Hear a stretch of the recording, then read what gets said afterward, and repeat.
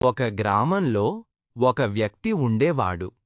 అతను చదవడం, రాయడం తెలియని నిరక్షరాస్యుడు. ఒకరోజు అతను చూశాడు, చాలామంది మనుషులు కళ్ళజోడు పెట్టుకొని పుస్తకాలు చదువుతున్నారు. అతనికి ఒక ఆలోచన వచ్చింది. నాకు కూడా కళ్ళజోడు ఉంటే నేను కూడా చదవగలను. అతను వెంటనే పట్టణానికి వెళ్ళాడు. ఒక కళ్ళజోడు దుకాణంలోకి వెళ్ళి అడిగాడు, నాకు చదవడానికి కళ్ళజోడు కావాలి. దుకాణదారు అతనికి ఎన్నో కళ్ళజోడులు ఇచ్చాడు. అతను ఒక్కొక్కటి పెట్టుకొని చూశాడు. కాని ఏ కళ్ళజోడుతోనూ అతనికి చదవడం రాలేదు. అతను కోపంగా అన్నాడు, ఈ కళ్ళజోడులు పనికిరావు. దుకాణదారు పుస్తకాన్ని చూశాడు.